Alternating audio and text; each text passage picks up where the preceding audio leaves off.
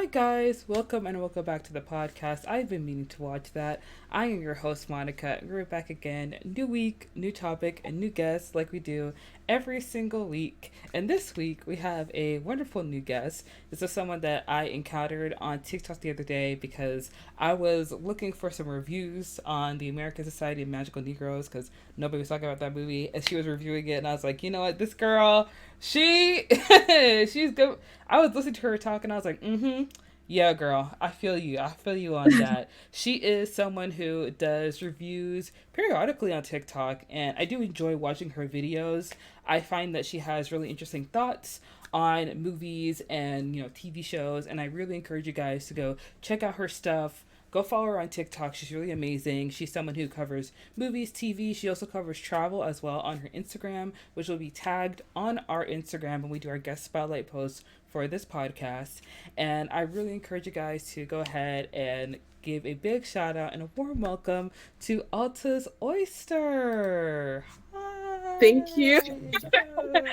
Thank you so much. Thank you for inviting me. I love the name of your podcast, and I'm super excited to be here because that's my mantra. I've been meaning to watch that. Like when I saw the name, I was like, "We're gonna be good. We're gonna get along." Yeah. Well, thank you so much for coming on. It's so great to have you. I'm so happy and excited to have you on. And guys, we're going to be talking about Immaculate. It is Sydney Sweeney's newest film. A lot of people have been talking about it. I've been to hear a lot of good things. Not so great things, but we're gonna get into our thoughts a little later in the podcast. But before we jump into that, we're gonna go into Media Mania, where we talk about new releases, entertainment news, and the like. And the first piece of news that I wanted to jump into, because I was surprised, but at the same time, not that surprised when I saw this. Apparently, there has been a delay on Euphoria season 3. So there have been sources coming out of HBO basically saying that like they're gonna do their best so that season 3 comes out, I believe next year, and they're gonna do their best to try and like start getting it filmed. But right now, Euphoria season 3 has been delayed at HBO. There have been reports saying that Sam Levinson wanted to have Rue be a private detective in the newest season, or maybe there have been some disagreements on set with other producers. But essentially, production on the third season has been delayed. Also people have been saying it's been due to like the Hollywood strikes, which makes sense. A lot of movies and TV shows have been delayed due to the strikes. Also due to the tragic death of Angus Cloud, may he rest in peace, who played the really great character of the local drug dealer Fez.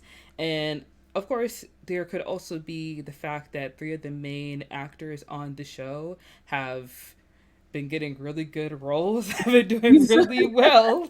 So that's another reason. But there are some people that are kind of jumping the gun and assuming that season 3 of Euphoria may not happen. And also season 3 of Euphoria is supposed to have like I think a 5-year jump. So in my mind I was kind of like, how are they really gonna do this? You know what I mean? But I don't know, what do you think about this? I don't watch Euphoria, but I have been seeing the talks about the delay in this season. And let me just say, as someone who doesn't watch Euphoria, it's crazy that the show has only been on for 2 seasons. I don't know if there's been times in the past where like the previous 2 seasons were delayed, but it just feels like the show has been on for years. I was thinking they were in like season 4 or 5, maybe even 6. But yeah, I saw about even that Zendaya had put forth a storyline idea and that was shut down as well. So I feel bad for the viewers who are loyal to Euphoria. But yeah, I don't watch it, but I know how much that sucks to have your favorite show be delayed. And I remember when during the last writer's strike, I was a huge Smallville fan. I don't know if you were, but Smallville was one of the shows I was impact, and it showed up in season 7, I think it was. Like, yeah. How like Smallville season 7, Supernatural season 3, and then Girlfriends like ending from the 2007 strike. Yeah, I remember. Girl. Yeah. I do have to say, in regards to Euphoria, I did watch Euphoria, and I just watched it for the podcast because I was like, well, it's popular again, and people are talking about it, and it just ended. So let's review it. You know what I mean? Yeah. And there's a reason why the show's very popular. It has some really strong writing, I would say, in the first season. In the second season, there was a strong argument about style over substance, which I could see from what I had watched in season two. By no means have I ever rewatched this show. I watched it one time and I was like, I'm good. I remember everything that happened Is it because like wow. emotionally heavy? It's not so much. It can be emotionally heavy sometimes. Actually, yeah, I shouldn't lie. It can be emotionally heavy. It could be a lot. Like there's a lot that goes on, and a lot of the characters. So many of the characters that you don't expect to get into drama with each other do, and it's Mm-hmm. sometimes like, is that better for the plot, or are y'all just like trying to see what sticks? What's happening? Yes. Yeah. Yeah. Mm-hmm. Yes. So, Euphoria, I would have to say, like, a lot of people, when they see Euphoria, they think it's Zendaya's show. Like, Yeah, that's what oh, I think. As yeah. someone I'm Yeah, like, it's oh, like, it's a new show. you're right. Like, oh, if the show doesn't come back, that's fine, because Zendaya's, like, booked and busy. But recently, there was a clip from a stand up show from the actress who plays Zendaya's mom in the show, and she was basically talking about how like she is not getting paid, she's not getting a lot of jobs, and even though she was on Euphoria and she does a very good job of playing Zendaya's mom, she is Yeah. not getting a lot of bookings, she's not getting a lot of auditions, and so the show being on hold for this long, you have to take into consideration the other actors that are on the show as well, Yeah. because Barbie Ferreira is a very great and talented actress, but it was said that she isn't returning to the show, which I think is better for her because she had a really interesting storyline in season one, and then season two she was relegated to the background. So I think that season three there probably wouldn't have been more for her there. So it makes sense that she is not returning to the show. But if she was still part of the show and she wasn't getting booked for anything and waiting for the show to come back, then that's really hard. Yeah. Yeah. Yeah. It She's relying on it as her sole source of income. Yeah. Yeah, and it's also hard when you are an actor on a TV show and the show is being delayed, or they're telling you, "Oh, we'll start filming next month. We'll start filming in 3 months." Yeah. You say no to other jobs and other auditions and other opportunities because you have something already set up for you and you don't want to mess that up. But if it seems like there's no chance in the near future that you Right. guys are going to start filming and you're not going to get paid, then what can you do in the meantime? That's why Sydney Sweetie, like, when she's not on set for a movie or TV show, she's pushing skincare, she's pushing makeup. She's Is a she? I was like, Yes. honestly, like Yes, she I'm is. aware Sydney, she's on Euphoria as well, She right? is. She Or is. yeah. But I honestly hadn't seen her in anything. I first was exposed to her during I don't remember the name of the romance movie that she was in. I think that came out in Anyone but February. you? Anyone But You, yeah. Yeah. So that was the first time I was exposed to her, though I didn't see that movie. The first thing I watched her in was Madam Web, also Mm. in February. And Mm. although the movie was terrible, she herself, I looked at her and I was like, I would love to see her in something else, which is why I'm glad I Yeah. got to see her in Immaculate. But I didn't know she had multiple hustles going. She is constantly working. Like, she was on Euphoria, she was on the show White Lotus, she was in Handmaid's Tale. She's been acting for a minute. My first encounter with Sydney Sweeney was in the Netflix show Everything Sucks, which was a one season show. It got Yeah. canceled. It was pretty good. But if you like even look on her Instagram, you'll see like she's always doing something. Like, I think at some point she had an interview done where she talked about how she has to constantly be working because she has to pay like PR people and she has to pay her Right. managers. And if those people don't get paid, then she can't get bookings. And if she can't get bookings, then she can't get no money. And then Right. 2 months later, we see her in like, I don't know what country it is. It may have been Japan. And she's hosting a show, like a live show. People are like, girl, what? So she's constantly working, you know? So, Yeah. yeah, yeah, I've yeah, I've yeah. heard that discussion, that pressure on actors, period. On actors, period. But honestly, I typically hear, or actresses are typically the ones being honest and forthcoming about how many more things they have to do. I can't readily think of a male actor who's talked about that, although I'm sure they probably face the same pressure of like, I always have to be doing something because I have to pay so many people to in order to ensure that I have the best shot as at booking things. Yeah. So, but yeah, I typically don't hear male actors talking about that, though I'm sure they face the same thing. Yeah, probably so. Probably so. But I, in all sincerity, hope that Euphoria starts filming just so people can start working again. Yeah. Will I be watching it? Of course not. I'm good. I don't think there should be a season 3 actually. And when you said that Oh, you felt really? like Euphoria has been on for like years, I Yes. believe the show came out 2020. And then season 2 came out in 2023, I think it was. Okay, so there has been a long time in between Mm-hmm. seasons. And That's why. Okay. the thing is that like you made your lead actress Zendaya. To be honest, that's your own fault. Like Yeah. after she finished filming Euphoria, she was on to the next thing, and I think it was probably Spider-Man. So it makes sense why she was like not readily available to start filming the show. Although she does say that she loves the show, and she seems to have a good working relationship with Sam Levinson, which a lot of other people in the industry cannot say the same. If it works for her, it works for her. You know what I mean? Yeah. But me personally, like, I feel like the show could have ended with season 2.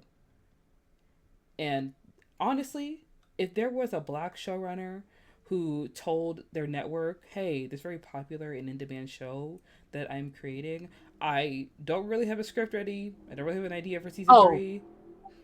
forget about it. Wouldn't happen. Forget about it. And after you No. make a show that's a critical fail, like The Idol, where they don't even show the last 2 episodes of your first season, baby, season 3 would have been like cut. Yeah. It would have been cut. Yes. Yeah. Yeah. So, That's why I was happy to I don't know if you've heard about Ryan Coogler's upcoming project. He has a vampire movie mm-hmm. coming up with Michael B. Jordan. Yeah. It's in development. Mm-hmm. But when I read about that and I read there was an actual bidding war for this movie, you know, for a project that's driven by a black director and writer, I was very happy for him because I know that's rare for Mm-hmm. a black creative in Hollywood. So And Ryan Coogler, after Black Panther had come out in, I think it was 2018, he really didn't do any other projects. He really just focused on Black Panther and sticked with Marvel. So after Black Panther 2 came out, Wakanda Forever, it's clear that like he's going to try some different projects right now because Marvel seems to be shifting a lot of stuff in their like production schedule. So it yeah. makes sense that there would be a bidding war for him as he's produced 2 very popular, very well known, and very beloved movies. And also, I saw a tweet that said Ryan Coogler said, "I'm gonna make this Blade movie myself," because honestly, girl, it's supposed to start filming in August, and I have a The question. vampire movie? The Blade.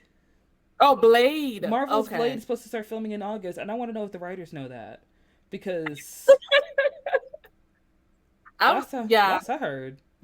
I honestly haven't looked closely at anything related to Blade or Captain America Mm, um 4 or whatever it's going to be called it because is, yeah, 4. I know from the periphery that like it's just a whole bunch of rewrites and I've Mm, heard that Mahershala Ali almost walked away and he wasn't happy. There's so much drama coming and surrounding these 2 movies that will yeah, be, black led with these black superheroes, and I'm sure it's not innocent drama, and I don't want to look at anything until there's something concrete happening. So to hear they may be shooting in August, that's the first concrete thing I've heard about Blade, other than Mahershala Ali will be Blade. yes.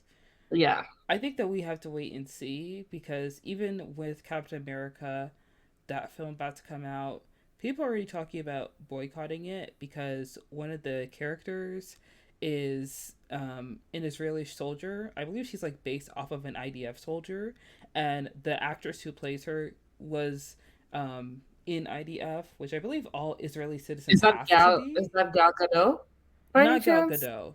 Okay.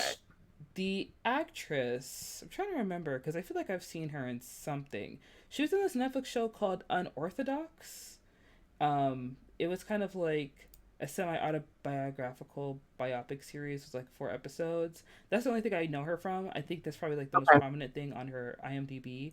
But a lot of people are going to be planning on boycotting that movie regardless because currently, there has been a lot going on in Gaza in regards to Yeah, Israel and the United States involvement. So whether or not Captain America is going to be released in 2025, I don't think there's going to be a lot of people watching it.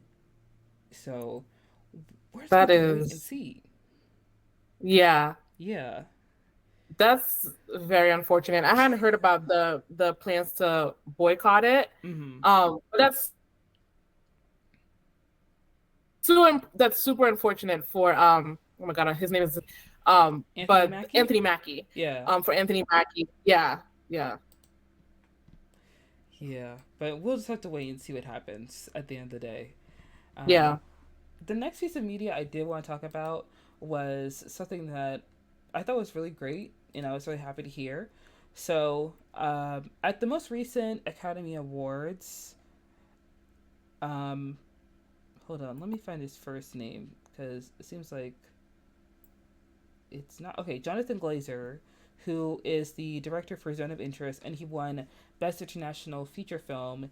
He had given a speech speaking about what is happening in Gaza, and there are a lot of people who were upset over his speech.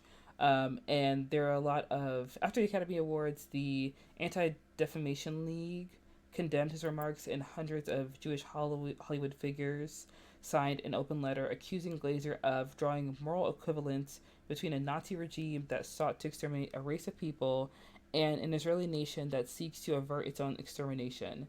And now, in response to that, there have been many actors that signed an open letter of support for him and his speech, showing that he was very brave to say what he had said. Many people include Joaquin Phoenix, Boots Riley from who directed Sorry to Bother You, Abby Jacobson from Broad City, Franson Fisher, Annie Baker, Naomi Klein, and many, many others that showed their support for him in regards to his remarks, which I think was really great because I feel like a lot of times people, when they engage in media, they seem to forget that like movies are influenced by real events, and when those real events are happening and they are reflected in the films that we're watching right now, you lose some kind of cognitive dissonance if you start rooting for the people that your film is like, against. I guess is what I'm trying to say. So I'm really glad to Yes, see yeah. that. Yeah. That's been the frustrating thing Mm-hmm. about this and about Israel's genocide and war and occupation of Gaza Mm-hmm. is, and speaking specifically on Hollywood and that part of the entertainment industry, um, and things like Melissa Barrera being fired Mm-hmm. over her support of Palestine and Palestinians, is the cognitive dissonance of Hollywood in general uses the story of oppressed and marginalized people, puts a white face on it, Mm-hmm. and and gets the audience to root for them. But when something like when it's happening in real life, people are punished for rooting for and supporting the underdog. Mm-hmm. It's Yes. been so frustrating to see. It is frustrating. And one thing that is has annoyed me over the past weekend was I remember there was a letter of people Yes. like that's they had signed Yep. showing their support for Joe Biden because he's been supporting Israel. And it was back, I believe, in October, November, and a lot of people had signed that letter. And one of those people was Jordan Peele. And recently, he has, shown support for Gaza. And Oh. yes. And the thing that really like annoys me is that like I get it. I understand. After new information comes out and after we learn and understand things, people can change their minds. That's fine. However, Jordan Peele, director, screenwriter, all around visionary, who has created 3 amazing movies that are absolutely complex and intricate and amazing and have left a mark on horror filmmaking for like Yep. generations to come.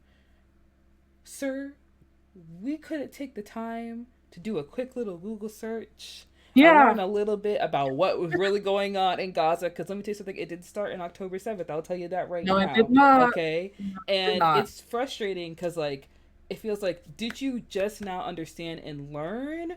Or did somebody tell you, hey, buddy, you're about to have a movie come out with a brown man as your lead, and you signed a letter of support for Israel, a country that is in an apartheid state, trying to wipe out all of the people living in Palestine and Gaza currently. So Yeah.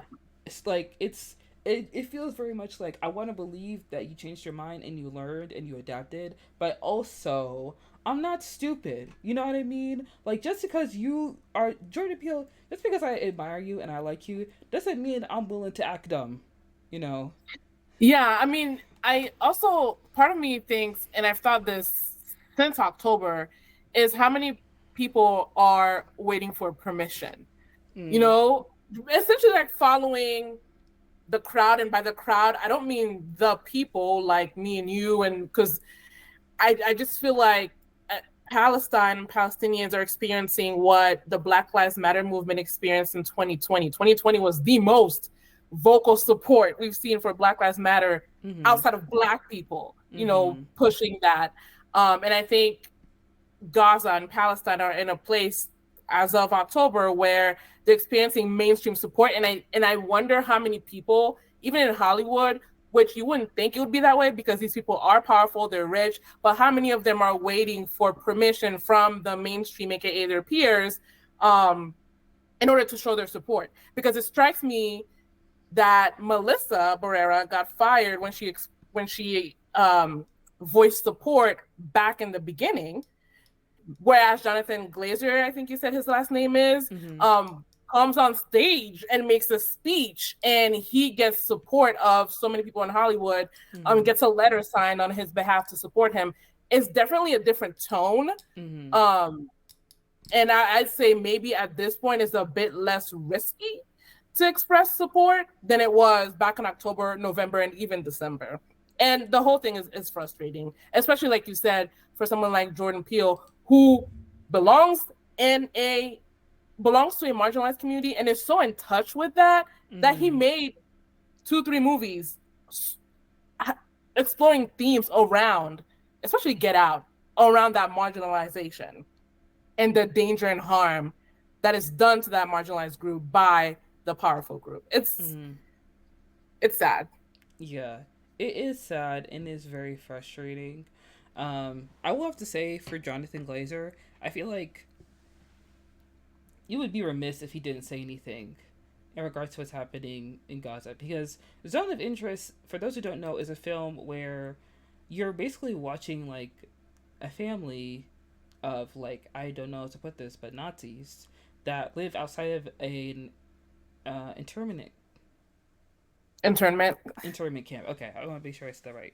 And Yeah. you're kind of just watching them live their everyday life, and essentially, like, the film is meant to show like the normalization that was kind of like surrounding that time period for people who were Nazis and people who, you know, believed in the extermination of the Jews. And in his remarks, he just like draws a parallel between like what happened in the Holocaust to what's happening right now to the people who are killed in Palestine. And I find that, like, I'm glad that he said something, and I think that you're right. Sometimes people wait a little too long to say something. You know what I mean? Like, they wait until it's like safe to say something. Yep.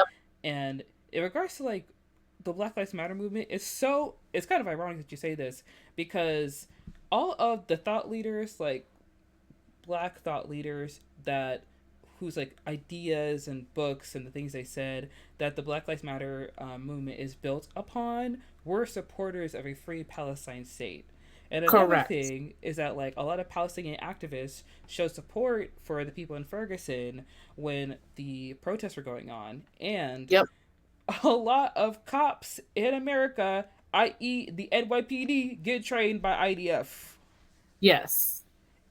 Yeah, Yes. it's, you know. It's all linked, and it's just, and when I was learning, because I've always been aware like marginally of um Israel's occupation of Palestine. Mm-hmm. But the attack on October 7th was since that time is the deepest or the more detailed I've gotten in terms of learning about the reality of the situation, the history, when it started, and all of that, and finding out how many of the Black, historical civil rights leaders supported and championed a free Palestine has been so encouraging. And I don't mean encouraging in the sense like, oh, I'm on the right side of history. I think it's the solidarity that's been so encouraging. Which I was even more encouraged after I watched Origin back in January. But I don't know. It's just, I don't know how to fully explain it, but it's a boost to me to see that so many of these respected leaders recognized and saw the sameness between the fight that was happening and the struggle here on U.S. soil, as well as in Palestine. Mm-hmm. Yeah, I agree with you on that. And just to follow that thought, this isn't something I was going to cover in Media Mania, but I feel like I would be remiss if I didn't mention this. It's so clear to me that like Hollywood has this very sanitized and like surface level way of thinking about like social justice and like how to like truly help people and being like liberals, but not really like truly being liberals and being engaged in leftist thought. And one example that I have seen is the fact that Billy Porter plans on writing and starring in a biopic of James Baldwin, even though James Baldwin was a staunch supporter of Palestine, and this man supports Israel. And also, Billy Porter is not the right person to play James Baldwin. And I'm not talking about he doesn't look like him. Like, he does not emulate anything that James Baldwin believes in. So for you to be writing the screenplay of his life and of his biopic is going to be something that's going to take away anything that's strong and thoughtful in regards to a lot of his like political ideals, namely towards Palestine. And also, James Baldwin was a lover of like Black women and an advocate for Black women. And when Billy Porter was the only person from his cast in Pose to be nominated for an Emmy, he said the girls would have to wait their turn, which is not solidarity. I did not know he said that. He said it. Yes, he did. Yep. And the thing is, because you're not even that good of an actor, Billy. I'm sorry. I'm kidding. He is a good actor, but like this is annoying. God. I'm so baffled because not only is he a supporter of Israel, he also has said, "Oh, I don't know anything about that," and has said we don't know what James Baldwin would think about what's currently going on. We do. Between if he was still alive today, we don't know where he would fall. We know. I'm just baffled at the fact that you don't have to be. Why are you writing the biopic? And you don't know. It's the seeming lack of research and internalizing of what this man stood for when you're about to play him in your writing. So, like, what research are you doing to write this movie? This is why how are you capturing the essence of James Baldwin if you can get in an interview and just say all things that contradict who this man was? He don't know nothing. This is the same interview where Billy Porter says that, like, well, Viola Davis played all types of roles, all types of, he didn't say mammy, but like all types of like, the crackhead and all that stuff. So from that, and she's won awards, I just feel like he's trying to throw whatever at the wall. Yeah, look it up. Trying to throw whatever. I don't remember which publication this interview was with, but it just seems like he wants to play James Baldwin because playing historical figures like Malcolm X and Martin Luther King and all that, I feel like he's going for the award.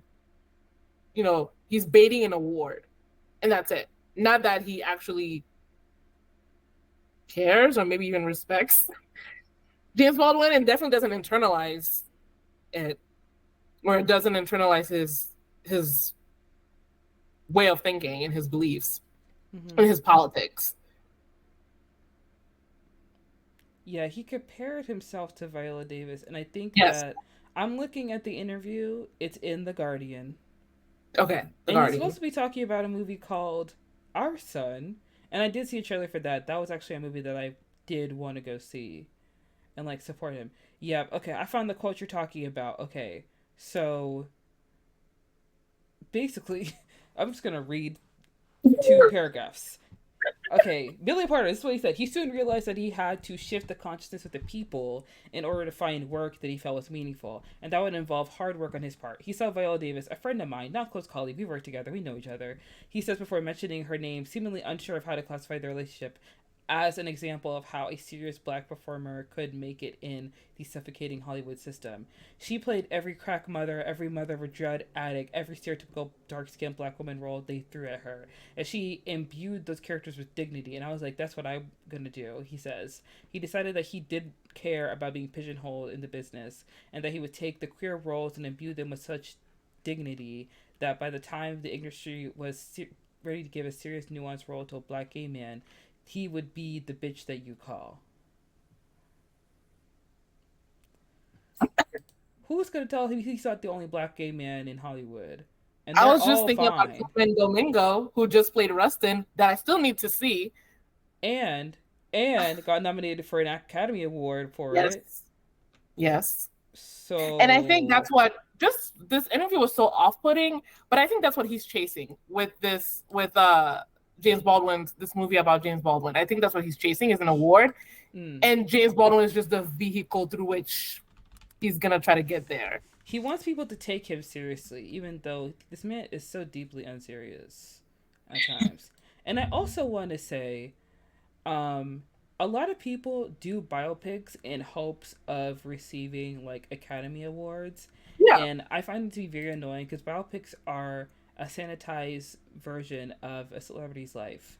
And I think that a lot of times celebrities want to do biopics because they want to emulate an icon. And the closest way they can do that is through a biopic, not through any hard work on their own side. Not to call anybody out too much. This is mainly pointed at Billy right now.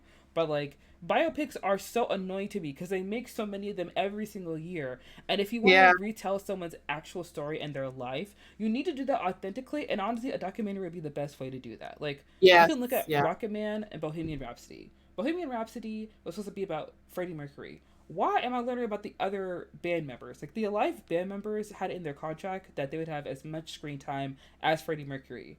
You really want to compete with your dead friend?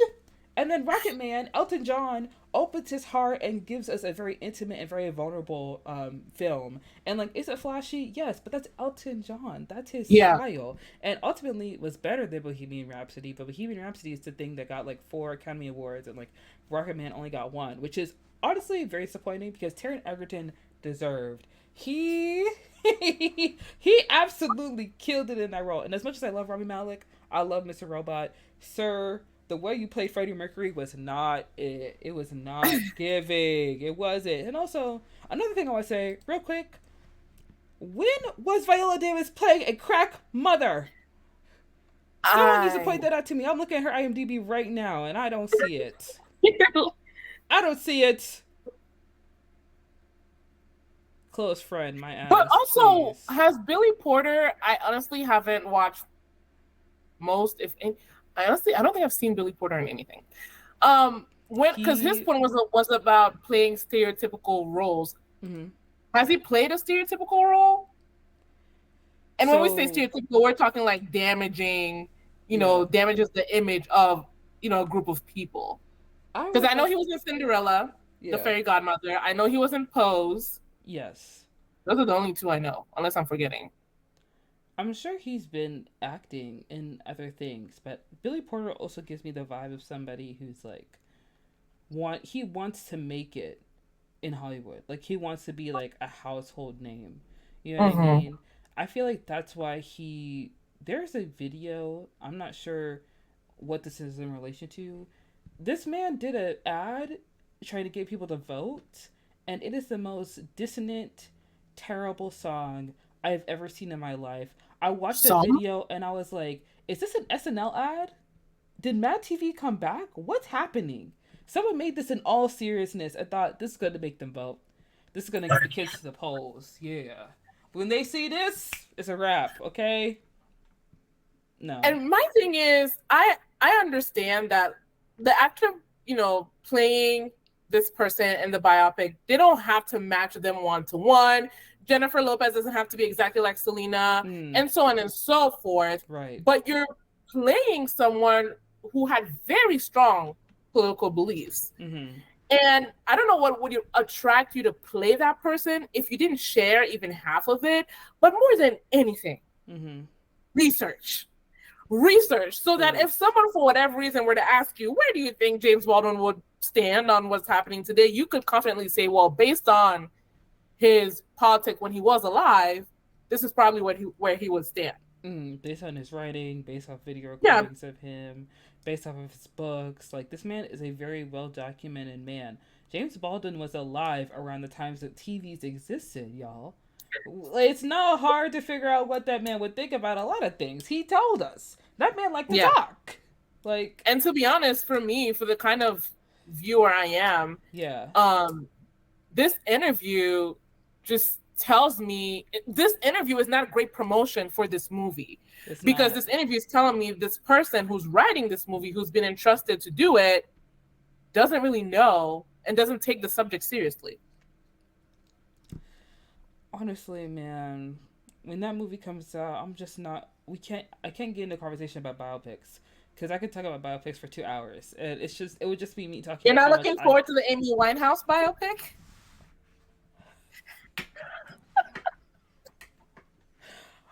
No, you don't understand. The actress who's playing Amy Winehouse in the biopic, she's on HBO's Industry, and I love that show so much, and I love her as an actress. But when I heard that they're making a biopic and they casted her in it, I said, oh my God, somebody's make it stop. Somebody, end the production. Call everyone off the set. Please, let Amy Winehouse rest. Oh my gosh, you'll never stop. You can't let people have ADPs. Not even in death. Listen, we have to move on, because we've gone in so deep, and I need to pull it back. So, guys, that was it for Media Mania. We're going to go into a review of the movie Immaculate. Immaculate is a new movie starring Sydney Sweeney, which I'm sure many of you already know, because you're all obsessed with Sydney Sweeney, and you know what? I don't blame you, because I am too, just a little bit. But Immaculate is a new horror film that came out recently, and there have been a lot of positive reviews, not so positive reviews. The film follows a very young woman of devout faith. She is from Detroit, and she goes to Italy to basically take care of elderly and sickly nuns who are about to meet their demise, like they're about to die. And something very interesting happens in the movie, where she soon realizes that she has been impregnated, and she has had laid with no man.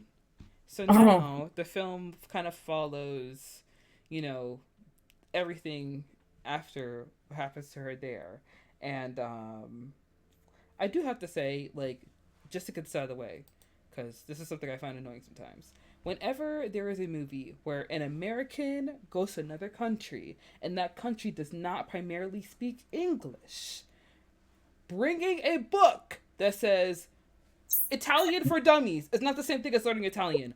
Oh my gosh. Learn Italian. That's the same thing they did with this show. I don't remember the exact name of it. I think it was Exo Kitty on Netflix, where this young Korean American girl went to Korea and she was like, oh, my boyfriend will translate for me. No. Learn Korean. Why are you going to another country and you don't know the language that everybody in that country will speak? What makes you think they will accommodate for you, girl? She's going to the countryside, not like Rome, not like a metropolitan touristy area. That did strike me in the movie when I saw that book. I was like, what was the plan? Girl, she can't bring that book everywhere. She gets to the convent and can't understand most of the people speaking to her. So I'm like, how are you going to... But I think that does feed into something I picked up on the movie. Just the countryside is beautiful, but there's an uncomfortability, and I don't know if maybe the language barrier was supposed to be part of it, but at no point is Cecilia, Sydney Sweeney's character, ever she doesn't ever experience a moment of yes, I'm here. That honeymoon moment that we see in most storylines before things start to go south. She never experiences it. From being shut out language wise to the sister Isabel being mean and the staring that she's getting from the ominous staring. Right. And maybe the language was part of it. Like, it's always uncomfortable from the very beginning, including at immigration or customs or wherever she was with the those officers. And to me, since this is a religious movie with religious theme, I can only I can only deduce that she keeps moving forward despite the uncomfortability, because in religious circles, especially the big three or whatever, we're told, and I'm not Catholic, I'm Baptist, but we're told that like faith is supposed to be uncomfortable. We're sinners, it's supposed to be uncomfortable, it's supposed to be hard, it's not supposed to be comfy. But yeah, the Italian for Dummies, which we never saw her pick up or open after she got there. No. Never. No one even like took the time to even teach her Italian, and there were people there who spoke English too. So it's like, and eventually there were people who were just speaking English there, Yes. Which, like, to your point, it's the countryside. Where did y'all learn how to speak English? I get that some churches do provide like translation services, so like maybe that's it. But I honestly feel like Sydney Sweeney, girl, I know you're always working, but like we could have learned a little bit of Italian. Like, even like just basic conversational Italian. It will not kill y'all to speak a different language. Yeah. Jesus. That's why, like, I'm Haitian American, and like, me too. Oh, see, I knew, but I didn't want to ask, because sometimes I ask people, "Are you Haitian?" They're like, "No, I'm from Ghana." I'm like, "Oh, sorry, sorry." I just assume everybody with a big nose is Haitian. My bad. But like, I'm Haitian American, and I don't speak Creole that well. But even when I see like white people, like white missionaries speaking Creole, it's like, who taught you that? Yeah. Like, if they can learn Creole, which is not an easy language, it's like basically like French, but not really French. And y'all can learn Italian, one of the most popular languages out there. Like, girl, what's going on? What's up? Yeah, get a language coach. Get Duolingo, get Babbel, girl, get something, get some help. Yeah, but I think that you're right. I feel like for Sydney, I think there were some moments where she felt like not comfortable, but like she was kind of getting used to it. You know what I mean? Because she is pretty young. Like, Sydney Sweeney, I think, is like in her like late 20s. But in the movie, they do a really good job of making her look like very young, like 16, 17 maybe. And when you're watching the film, it's clear that like she does feel a little bit out of place and a little bit uncomfortable. But I feel like it's almost like an uncomfortability that's not foreign to her, because she was already a pretty devout person of faith in Detroit. So now being here in Italy, she's just trying to like adjust. You know what I mean? So in horror films, when they like start off with the character just already feeling kind of uncomfortable and just kind of feeling like a little like things are a little off, being in that new environment almost like lowers her guard when things start being weird. Like that time where she was like sleeping and she thought she saw that face in the doorway. That set me off. That set me off. That's why I close my closet door and my bedroom door when I sleep. Because the one thing I don't want to see is a face. I shoot out the bed. I'm fighting. I can't do it. I'm not hiding under the covers. Because I hide under the covers, I come out, they get me. Like, I can't do it. That's why she turned around and she got the light. I'm like, oh, they're going to get her. And it was gone. I was like, oh. But yeah, I like the subtle horror because it's like, is something in the darkness? Is there someone there? Yes, I enjoyed that very much. And I don't go watch horror movies a lot, but I did enjoy in this movie I enjoyed the jump scares. I know some people don't like jump scares. They can be cheap at times. They can be a cop out, but I think this movie did the jump scares very well. The lady, in the doorway, when that other sister was like on the side of her bed and popped up and like cut her hair, just chilling there. Yeah. It was well done. It was well done. Yeah. Yes, absolutely. But did you think Cecilia? You thought Cecilia was like 16, 17? I thought she was like early 20s, like 20, 21. I feel like her age was meant to be ambiguous on purpose, but obviously she's supposed to be emulating the young Virgin Mary, and she was 16, according to like religious researchers at the Yeah. time that she had like the baby Jesus. So I think that she was meant to be like around that age, but I feel like 20s is an easy thing to like assume because like most of the young girls there, they do look a little bit older than her, and I feel like Yeah. there was obviously like they went out of their way, the production went out of their way to make Sydney look a little bit younger than everyone else to make her look like, innocent and like almost childlike and like I hate this word, but like virginal, Yeah. in the movie. Yeah. Yeah.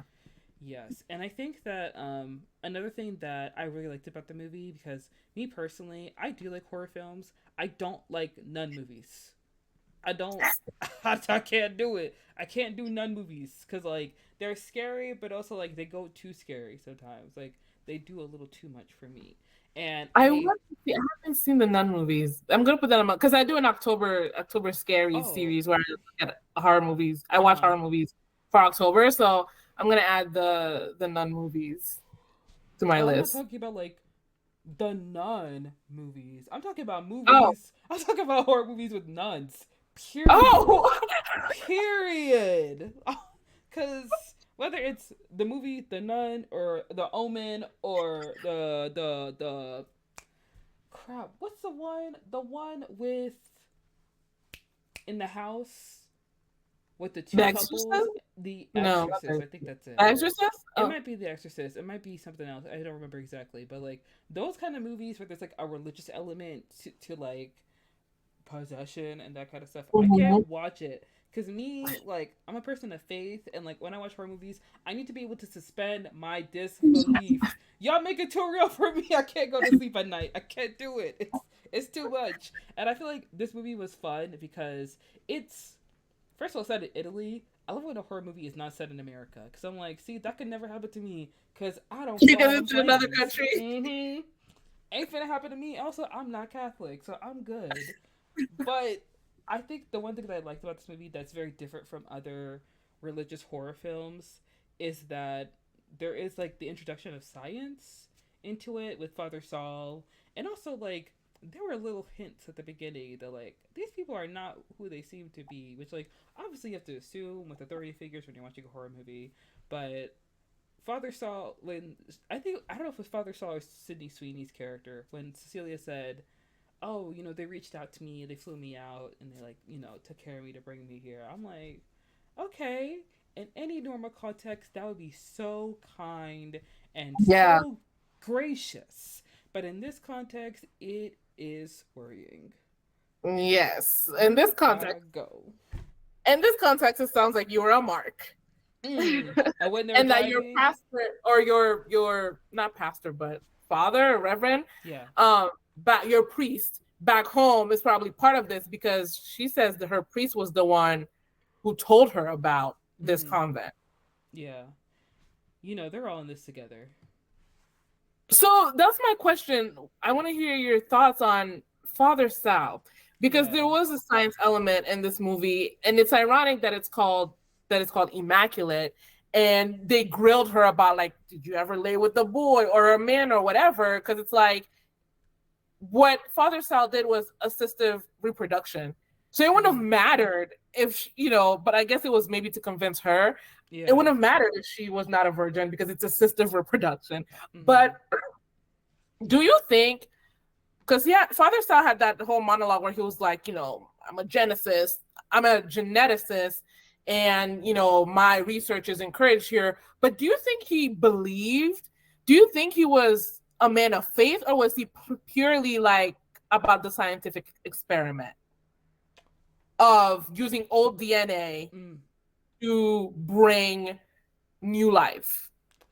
The thing is that like Father Saul reminds me of a lot of other protagonists that I have read in Christian fiction because I used to read a lot of Christian fiction when I was like very young, and a lot of times in Christian fiction, the protagonist, usually male, they have like these strange ideas about faith where they want to play God, and they act Yeah. like they're doing it for like his glory, and girl, it's not. It's for you, because you want a piece of the pie. You want some of the power. You cannot be a pious man and think that you Yeah. can take Jesus's DNA off of a nail and then make a baby and then put that in a woman, because if you are of the faith, then you know that like his physical body wouldn't be the same as like the body of God. You know what I mean? Like it's a baby still. It's a person. Yeah. Within the Christian faith, like Jesus is the Son of Man. Within any other faith, Jesus is a prophet.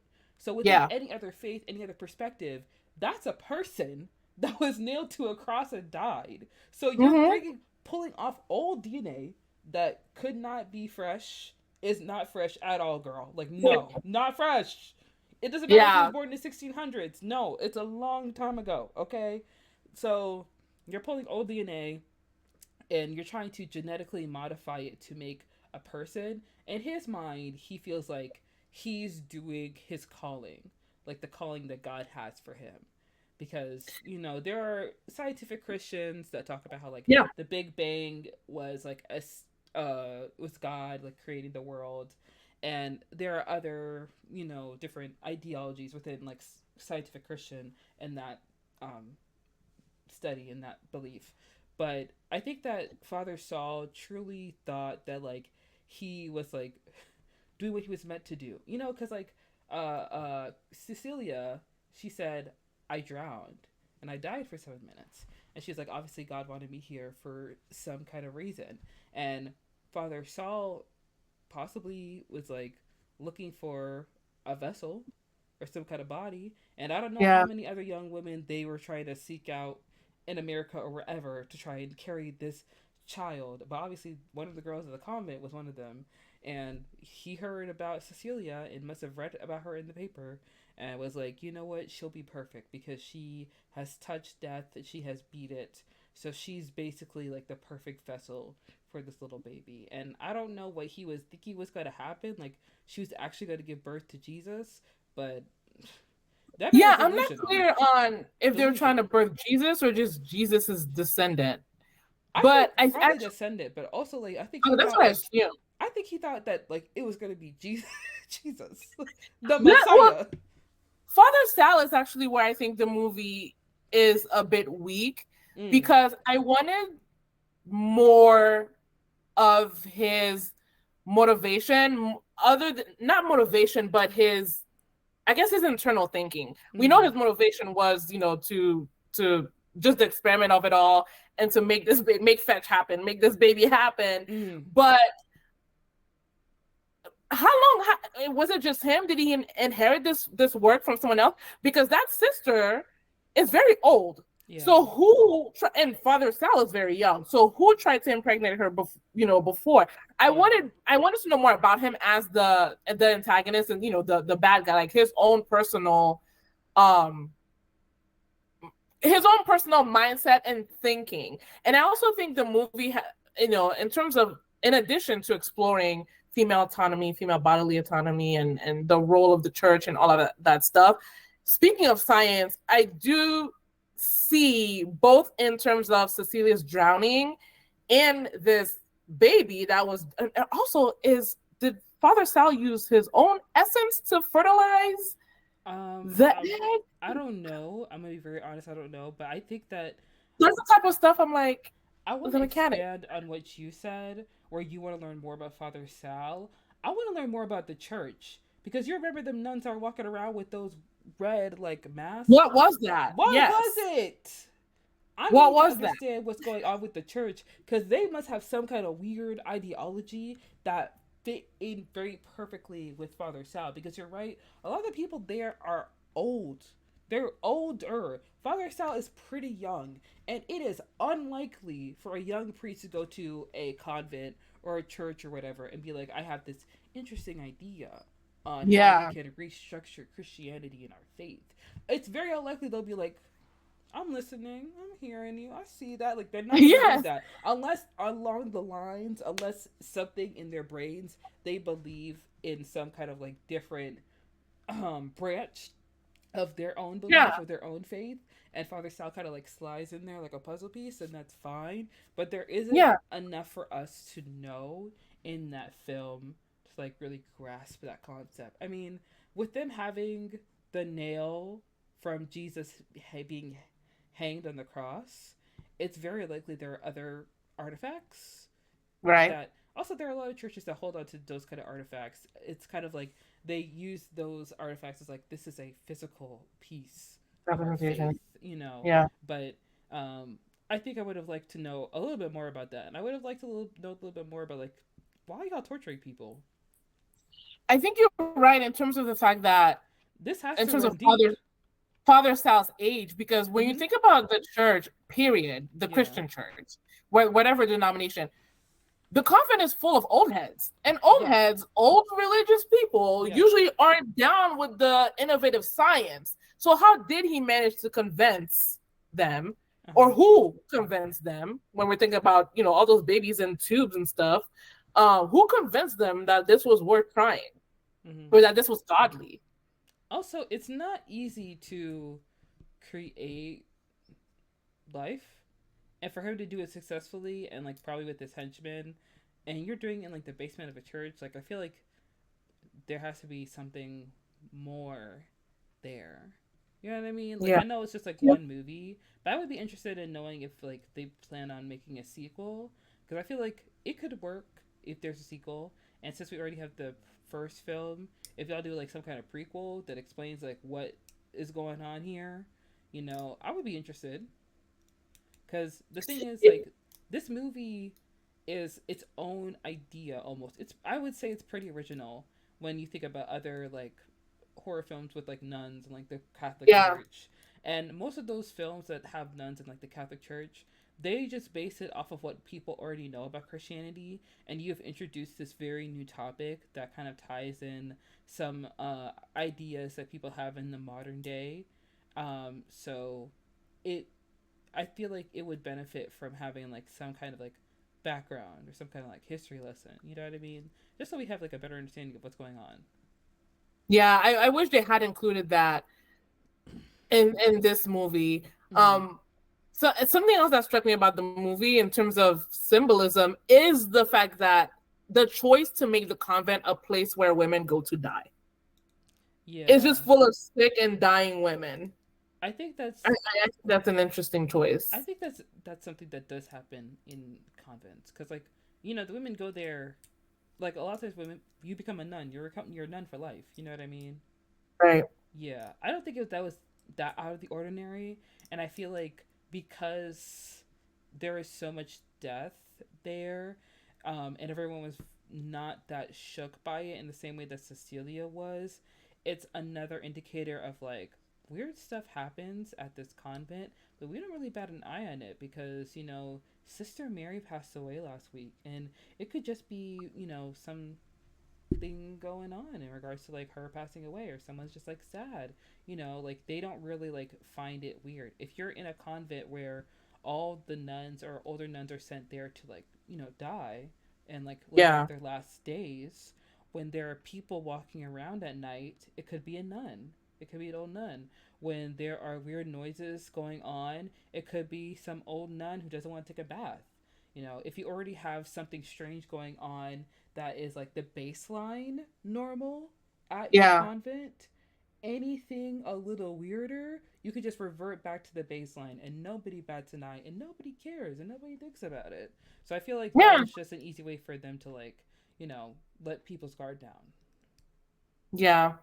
But with the I guess theme of the movie, the hijacking of women's bodies and bodily autonomy, it puts the convent also being a place, where, women are sick and they're dying. It puts it in a different light just because of what this movie was exploring. Mm-hmm. Yeah, Yeah. that's very, very true. And I did want to get your thoughts because when we had talked earlier about talking about this movie, I had brought up that I feel like it's very similar to Rosemary's Baby. And I've seen some other people online talk about that they feel like this is like a modern retelling of Rosemary's Baby almost. So I want to get your thoughts on it. If you like have seen Rosemary's Baby, or like how would you draw comparisons to it? I may have seen Rosemary's Baby, but I do not. It must have been a very long time ago because I don't remember a single detail. I may have seen Rosemary's Baby when I was in college. But you understand like the parallel. In terms of what's inside her. Uh-huh. Yes, yeah. Uh-huh. Yeah, I can see that. I see the parallel. Because I did when she birthed that baby, which was Sydney Sweeney did an amazing job with that birthing scene. Amazing job. Not even the birthing scene. Throughout the whole movie, she was really giving it her all. And that's one thing that I love. Sydney Sweeney is a good actress. Yes. She's a great actress. And when the baby pops out, when the baby comes out, the sounds it was making, Well, the sounds it was making, I was like, is it gonna start crying? Is it a baby? That's what I was asking. Why is the baby not crying? Yeah. We were just like on the logical tip. We're like, is it gonna start crying? The baby started growling. Yes. And like huffing. And I was like, oh. I was like, is it stuffed? Because it was sounding like it was maybe kind of choking. But that's something that I find like so interesting sometimes when people talk about like making life for like clones and stuff, because no one really like examines like souls and like personalities and like our brains and like what happens when you like give life to an empty body, like what's in there, you know what I mean? Like no one wants to think that deeply about it, but like after she gave birth to that baby and like she is like staring at that baby horrified, I'm like, oh, so what and also remember when she was lying down and the fetus was moving in her stomach? Yeah. Absolutely not. They don't do that. They don't do that. I will say, I don't know what it is about it, but I was all in with the movie. But when she bit that umbilical cord and tore it with her teeth, I was like, did we just cross over into a little bit of camp, like a little bit of like melodrama? It just seemed over the top, which is a weird thing to say, but it just seemed like this is a lot. Yeah. Also, and I want to say real quick, I'm someone who does not think that pregnancy is an easy thing. When she started like losing her teeth and she could like rip out her fingernails, obviously like that's like an indicator like there's something in her that is not up. That's not, this ain't right, right? But when you have children and when you're pregnant, a lot of weird things happen to your body. And there have been some reports that there are women that lose their teeth during their pregnancy. And it's just something that happens. And I feel like a lot of people do not expect that in pregnancy, because when you see pregnancy in movies, it's like, oh, it's just normal. Like, my feet hurt, I'm tired, and I'm hungry, and I have cravings. Like, have cravings, yeah.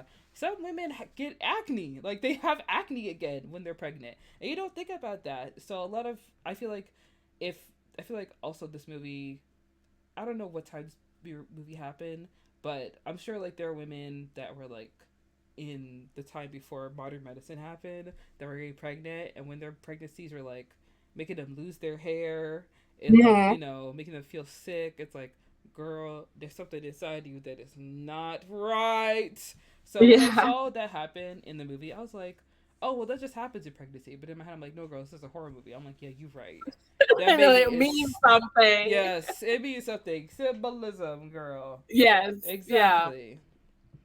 Yes. Yeah.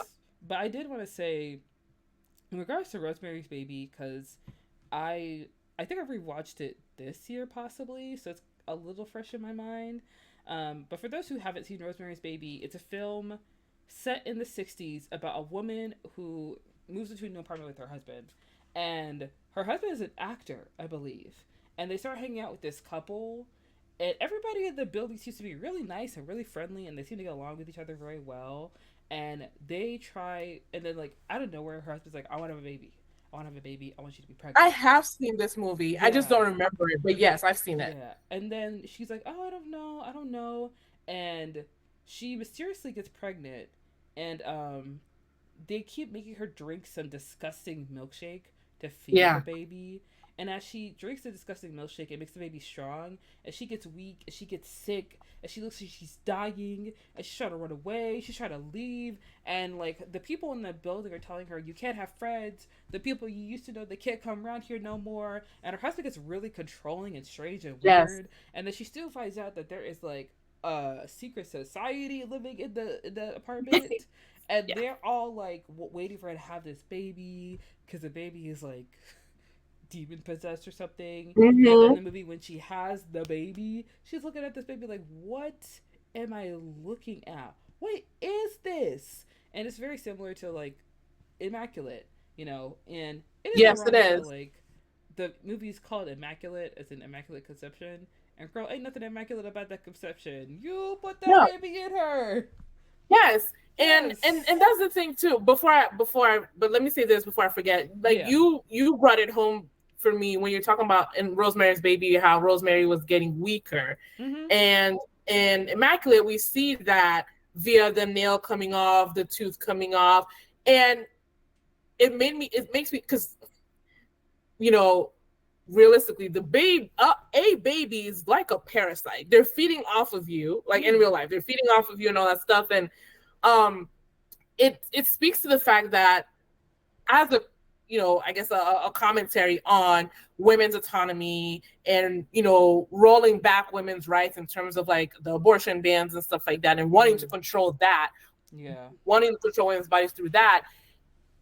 Immaculate, through those symptoms that Cecilia experiences, shows the fact that the men and the women do not care about the effect that this pregnancy is having on her.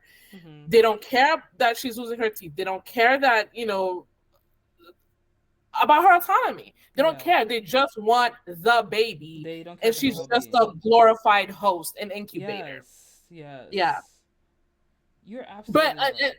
On the other note, in terms of like, this was not Immaculate, this was like assisted. A thought I had after watching the movie was the two instances where science is elevated to the divine. So you have with this where it's a very scientific process, so much so that there have been many iterations trying to get it right, trying to get this baby right. But also even in something like Cecilia surviving that, almost drowning, the paramedics worked hard to bring her back to life. They didn't stop, they didn't give up.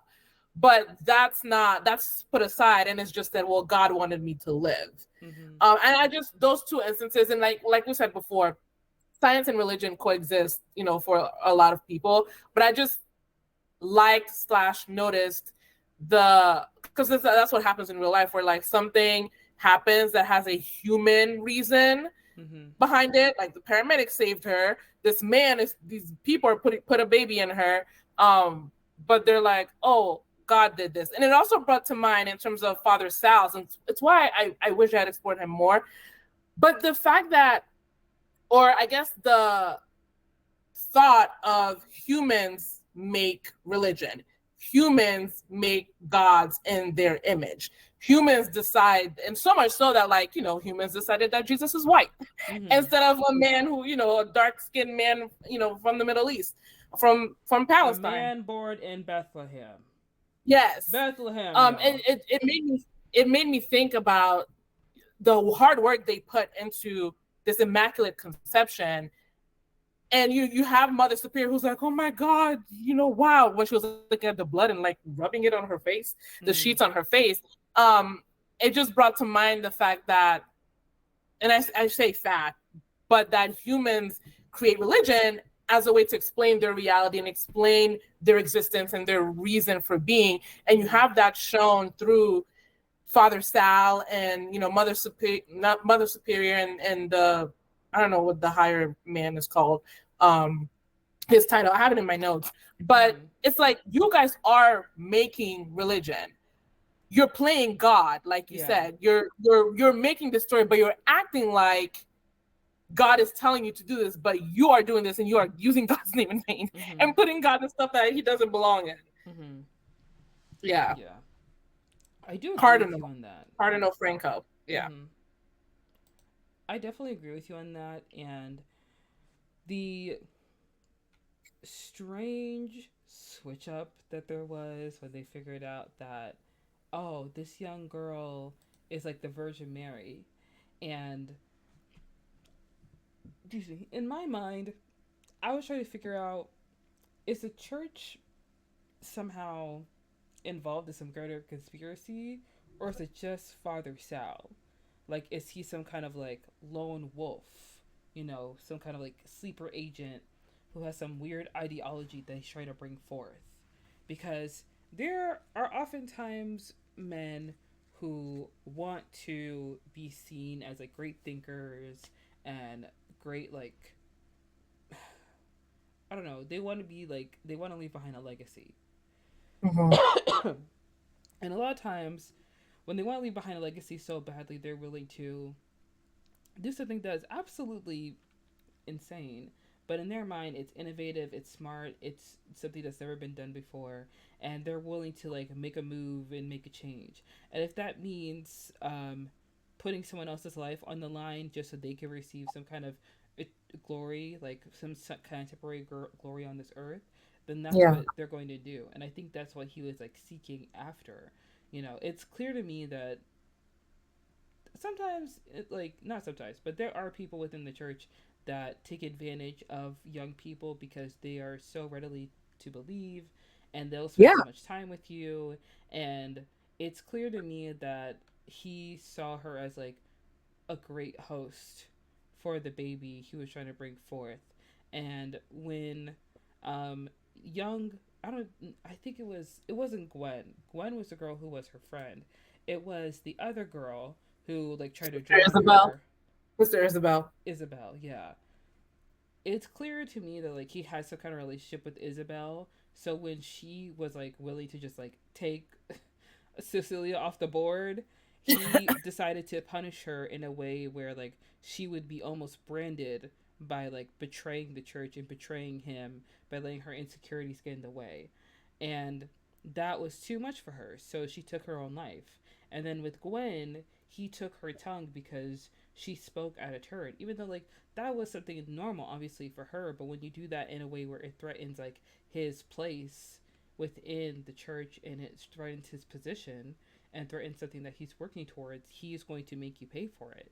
And we don't ever see Gwen in the rest of the film, which is like kind of disappointing to say, but I do think about how like there was a young woman in the beginning of the film who's like running away, and she's running through the same catacombs, I believe that like, or like trying to like, maybe outside. I'm not sure exactly, but she was trying. She was outside.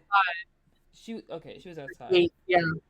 And she was running away. She was trying to get out, and how she was like buried in the catacombs, and then it's so sad because Cecilia finds her body there, and it's clear that like she was that her? Yeah, that was because she was in a coffin. So how did she get out of the coffin? I wondered if that was supposed to be her. The catacombs are full of coffins. That's but that body was not in a coffin. It was just on the ground. So that's why I was wondering if that was supposed to be her. I think we're supposed to believe it's her because, like, the body isn't yet decayed. Like, all the other, I don't want to say cubbies, but, like, all the other spaces are empty, and there's, like, skulls. That is, like, a fresh one, so to speak. Yeah. So, I think that we're meant to believe that, like, it could be that, like, she was in a coffin and they locked her in there so that she would suffocate and die. And then they kind of moved her to the catacombs. Because you can't just have a coffin just, like, buried. Or, like, you can't just, like, have it out. It makes more sense to have a body in the catacombs because so many nuns and so many priests have passed away there. If there's another body there, then, like, it's nothing.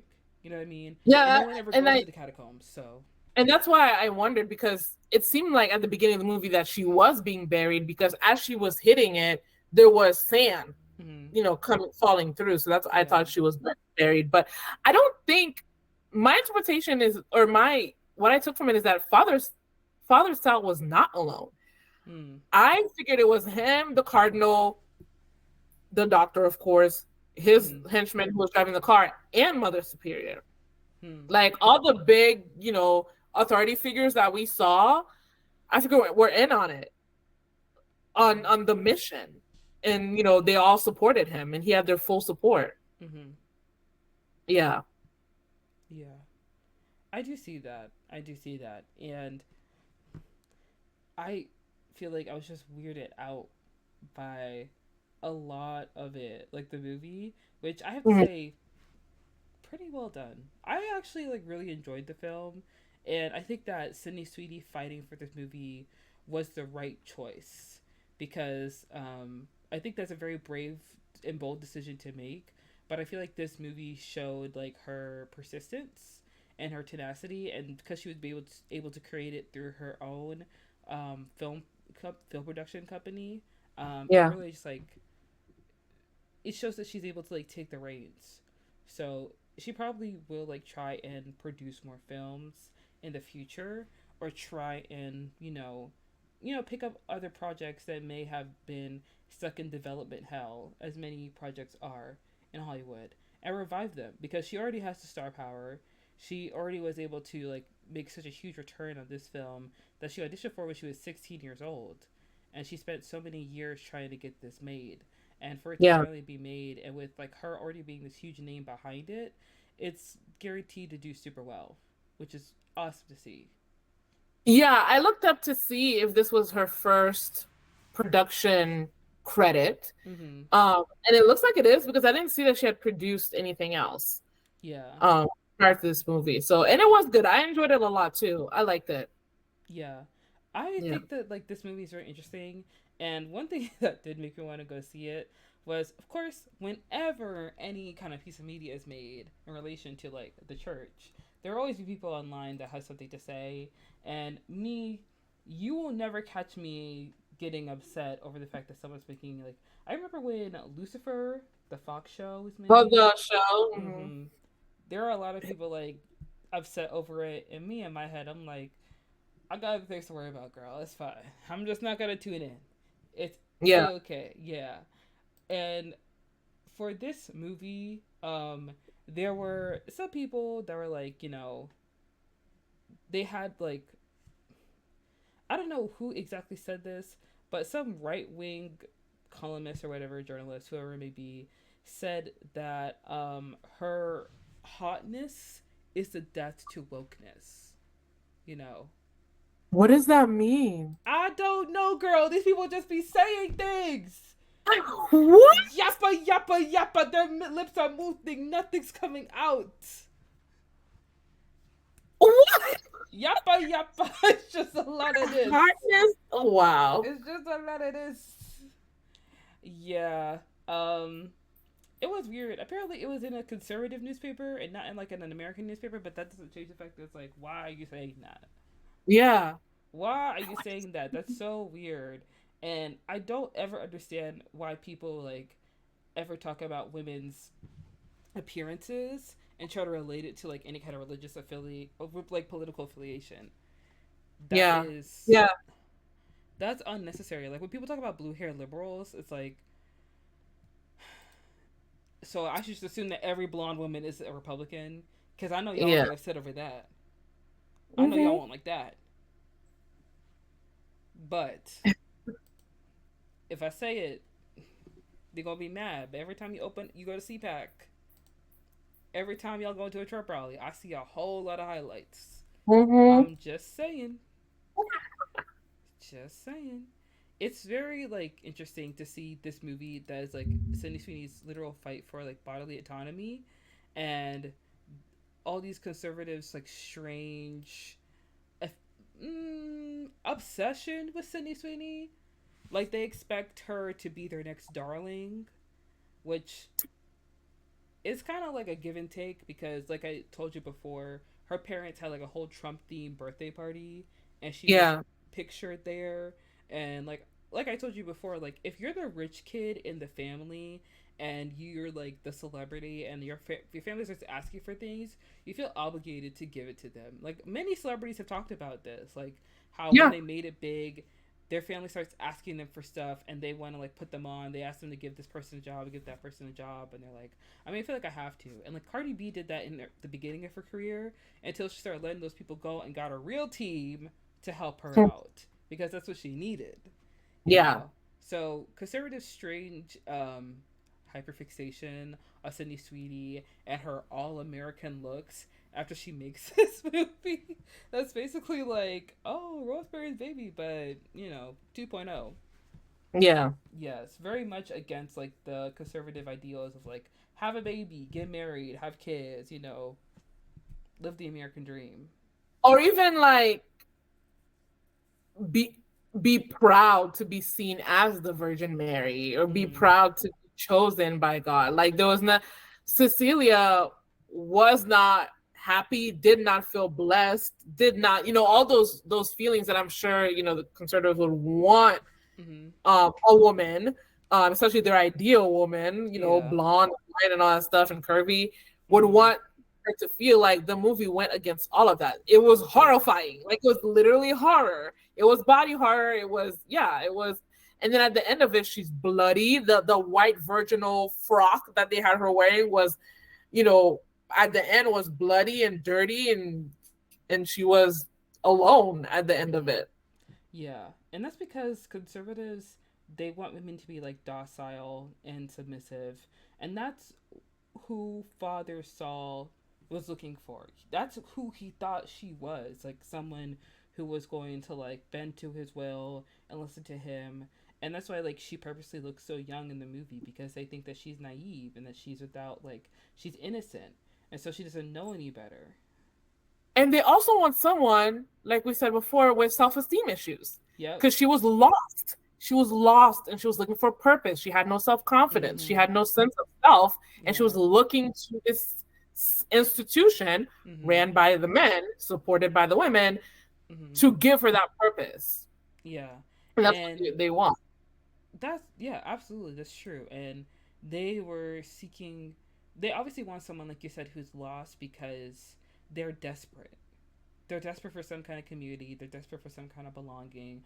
A lot of times, like, there will be young women that get pregnant at a young age and they'll just like keep the kid because they're like, I mean, I might as well. Like, it'll be a best friend, not realizing that you're raising a person. Like, that's a human being you're carrying. Yeah. You can't have kids because you're bored.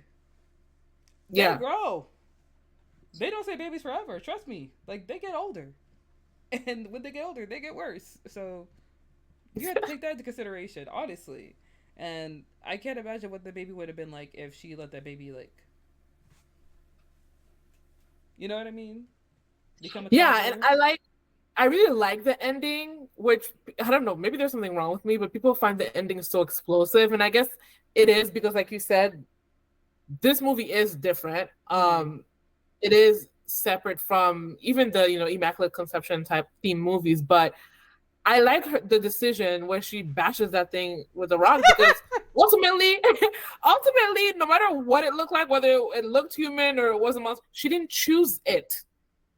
She didn't choose to have this baby. She didn't choose to get pregnant.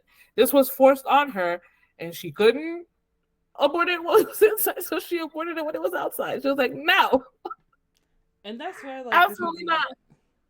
Like, I don't want to cut you off, but this movie is a very clear, like, subversion to Rosemary's Baby, because Rosemary did try to leave and she did try to like get out of there, but like Sydney fully fought. Like, Sydney was like going tooth and nail. She was trying to get up out of there. Like, she no pun intended. Yup. Like you tooth said and before. Like you said before, she cut the head off of a chicken and like laid there in the bed. It was like she was giving a performance. Okay, she was giving a performance in that car. She truly was. When that guy, I believed her. Listen, when that man pulled out a cell phone, I was like, "Oh, it's up, girl. We gotta go. We gotta run." And seeing her run, that's something that also annoys me sometimes in like horror movies when people start running in like heels or like a long dress. I'm like, pick your shit up and run. Pick it up. I do like that shot of her running, and then the camera pans to the side and you see both of the men chasing her. I like that shot a lot. I'm not gonna lie, if I was running on the hill, I'll throw myself off. I'd be like, yeah. I'm falling. I'm breaking this leg. This baby's going down with me. I don't care. The fetus is gone. So my deuces. Like, I would fully commit. Like, I would be like, I'm not even gonna make it.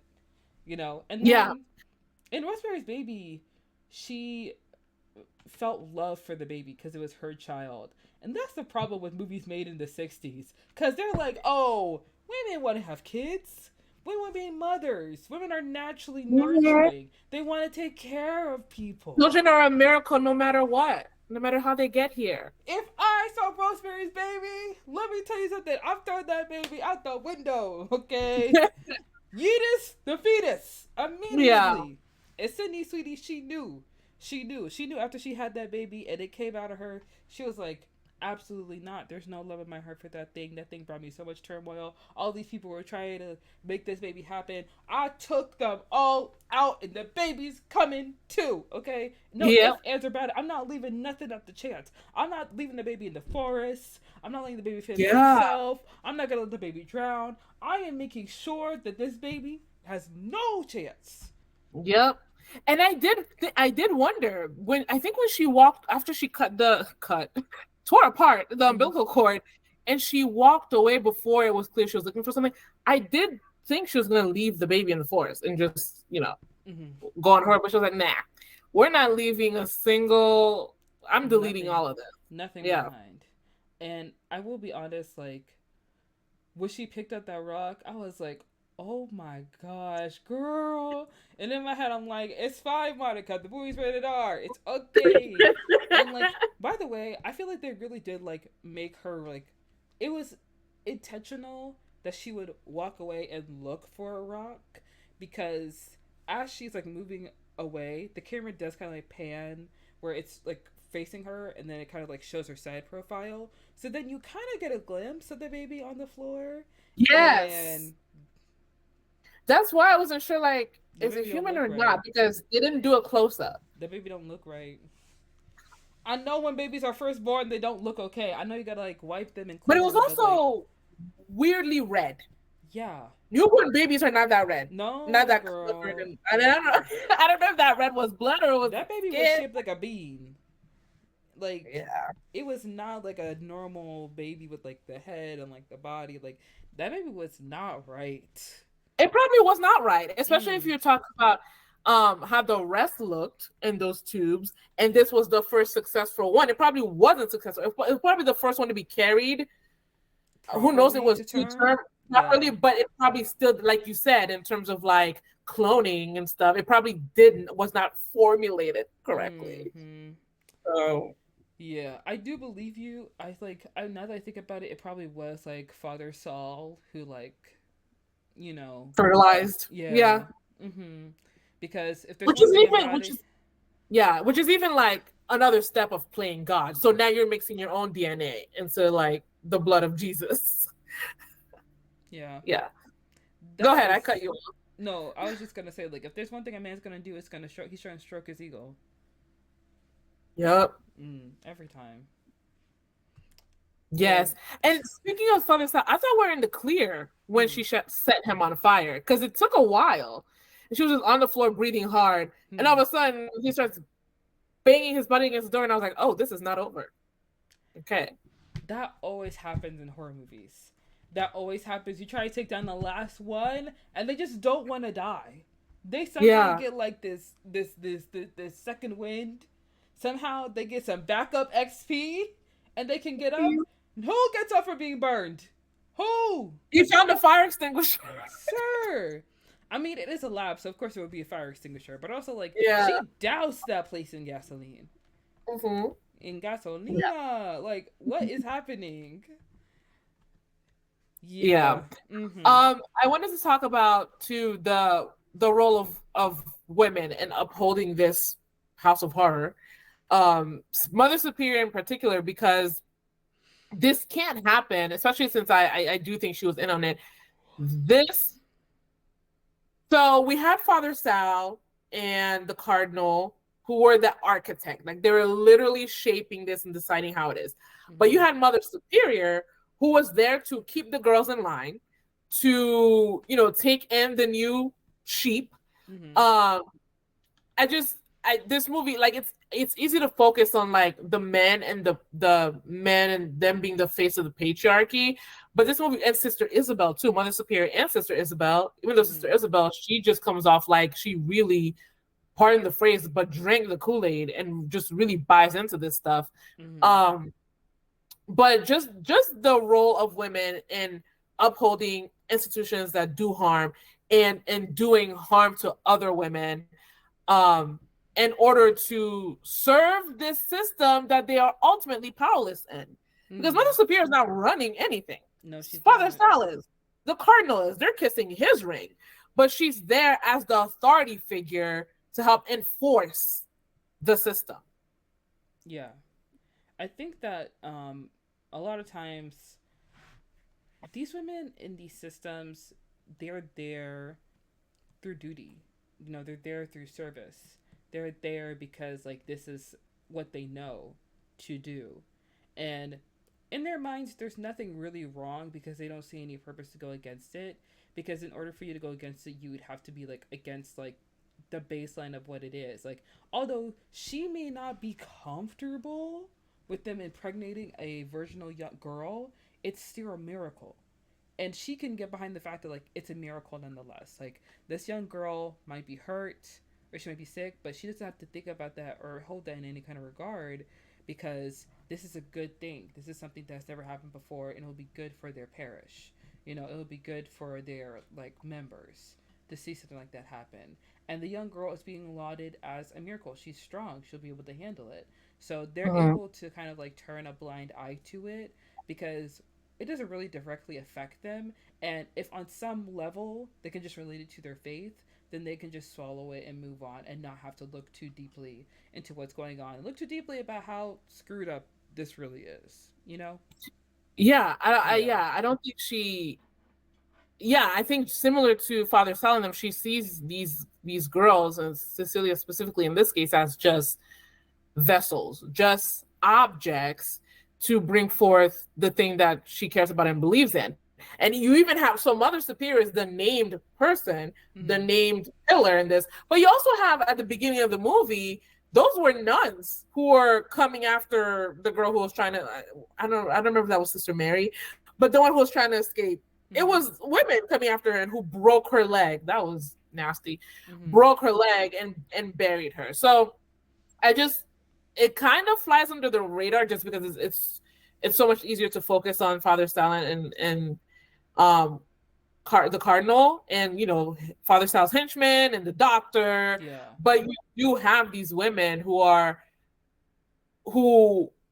allowed them in to the certain, because if the cardinal says they're coming in, but they buy into the message. Mm-hmm. Speaking of conservatism, they buy into the message and they are enforcing that message, and they are punishing. They are not showing any sympathy or empathy to these young girls. And straying a little bit to something you brought up before about what happened to Gwen. So you have Cecilia, who is, you know, insecure and is looking for meaning. You have Gwen, who's also looking for the same thing, but she readily calls out the bullshit when she sees it. And for that, she gets her literal tongue. Mm-hmm. Like how the symbolism of the fact that she calls them out. And I love the line, I can spot a man who's lying to me. Like I know a man who's lying to me when I see it. Mm-hmm. Just because you in a robe don't mean Mm-hmm. that. And she has her literal tongue cut off, and we don't know what happens to her after that. But Yeah. then you have Sister Isabel, who believes in this so much that because she was not chosen by the patriarchy Mm-hmm. in the way that she wanted to be, she offs herself. She sees no meaning left in her life because she wasn't chosen to be used by these the patriarchy, these people. She's like, there's no reason for me to go on, and she throws herself off. Mm-hmm. Yeah, and I do want to say to your point when you said that like these girls are seen as vessels, it is like literally within the Bible that like we are seen as vessels of God, jars of clay to hold His treasures. So that is something that's like literally kind of like translated in the imagery and in like the way that these women are being treated, where they're just like tools for Yeah. these men to kind of like build their own kingdom with like their science. And it also says like in the Bible like women are meant to be submissive, men are born to be leaders, or something like that. And you see these men that are like trying to dole out and control these women and these nuns, and like are trying to be in charge here. And like when you said with the nuns chasing after that young girl and breaking her leg, they're literally just like doing what they're told. Like they see this girl as like she's defiling, she's running away from her purpose, she is like leaving her post almost, like she is, turning her back on like the faith and like what she's supposed to do. And they are simply like trying to not even try to bring her back, but just punish her outright for even like considering that she would like step away and leave. You know what I mean? Like, Yeah. and it with Isabel, it's such an interesting case because she like wholeheartedly wants to do this because don't know if she wants to be special or if she truly believes that Yeah. she'll bring the second coming of the Messiah. But when she sees, of course, like you can tell when Cecilia just gets there, she does not want to be around Cecilia. And in my head, I'm like, oh, she doesn't like her because she's young and she's new, and like maybe she doesn't want to like have to deal with like training somebody. But like when we bring it to the context of like what's going on in the movie, she knew from that moment that she was like, you know, going to be replaced, and she sees her replacement in her face. So I feel like there could have been an earlier conversation she had with Father Saul about this, and he just had it. He just had enough, and he told her straight out, like, "Girl, it's not you. Sorry." And then she was like, "You know what? If I can't have this baby, she can't have this baby." And at that point, it was Mm-hmm. just too much. You know what I mean? All of these women just seem to like kind of fall in line because they see like these men as these leaders and as these rulers over their destiny in a way, like they are put in place, put in this place of power by God Himself, and therefore enact God's will. So why would they try to defy Him? If you try to defy these men, you're defying God, and that itself is like a sin. And that's just the ideology they have. I find it interesting that Gwen spoke out and criticized them, and for that she was punished. She was actively punished. And yet Sister Isabel tries to drown, the remixed Virgin Mary, and they're not shown punishing her. And I wonder if it's because even through that violence, she still believed and accepted and was still brainwashed, essentially, whereas Gwen wasn't. So she had to be marked and had her tongue cut off and probably killed, who knows. But Gwen believes so much that not Gwen, Isabel believes so much that she didn't even need to be dealt with for what she tried to do. She just took herself out. No, they did punish her. They burned her face off. Oh, was Yeah. she pushed? I thought No, her she face, jumped. I, yeah, she jumped. Yes, but they burned her face off before. They can't show Oh, us that because Gwen getting her tongue cut off is part of the reveal. When Isabel jumps, it's just like the beginning of the movie. So we're not yet privy to the fact that like this convent is kind of messed up. So we don't yet know. So when she jumped off the roof, her face was burned off.